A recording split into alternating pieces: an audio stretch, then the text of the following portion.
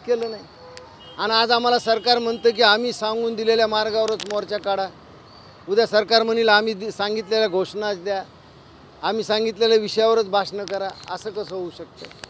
म्हणून हे महाराष्ट्रातलं सरकार मराठी माणसावरच अन्याय करतंय। आम्ही राज ठाकरेचे सैनिक आहोत, आम्ही हे सहन करणार नाही।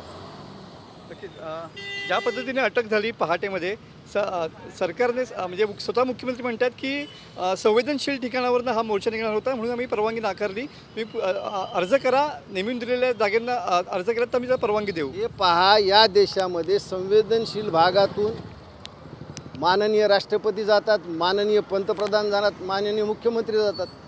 मग पोलीस खातं त्यांचं रक्षण कसं करतं? तुम्हाला जो संवेदनशील भाग आहे तर तुम्ही अधिक पोलीस कर्मचारी तिथे उभा करायचे ना। आमच्याकडून काही कागाळी घडली तर आमच्यावर गुन्हे दाखल करा ना।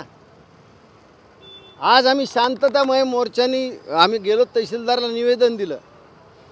खरं म्हणजे मी खेडमध्ये असल्यामुळे फार संयम बाळगला। उलट जर मी माझ्या गावी असलो तर मी तहसीलदार कोंडला असता, आणि जोपर्यंत अविनाश जाधवची सुटका होत नाही तोपर्यंत मी त्याला गायर हालू दिलं नसतं।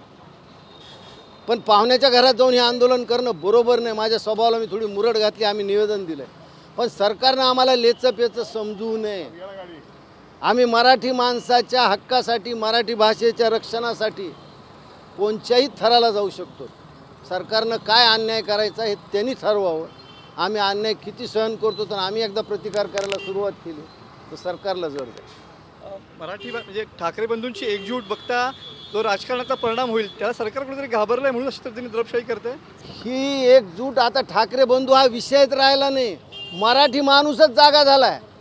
आज मीरा भाईंदरमध्ये तुम्ही पाहताल शेकडोनी मराठी माणूस तिथे आलेला आहे। आमचे तर कार्यकर्ते आहेतच, महाराष्ट्र नवनिर्माण सेनेचे उबाटाचे कार्यकर्ते तिथं आलेत, पण मराठी माणसं मोठ्या संख्येने जमा झालेत।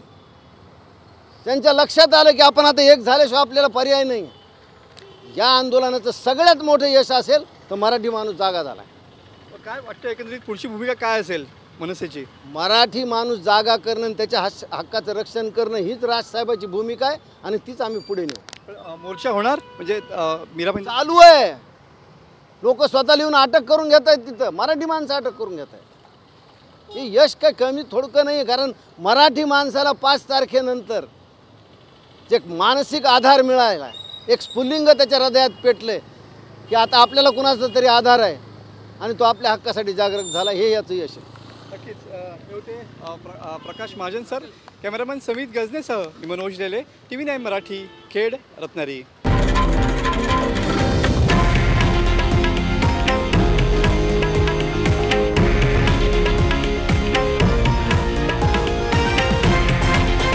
हे आहे देशातील नंबर 1 न्यूज नेटवर्क आणि आपण पाहत आहात TV9 मराठी, एकमेव।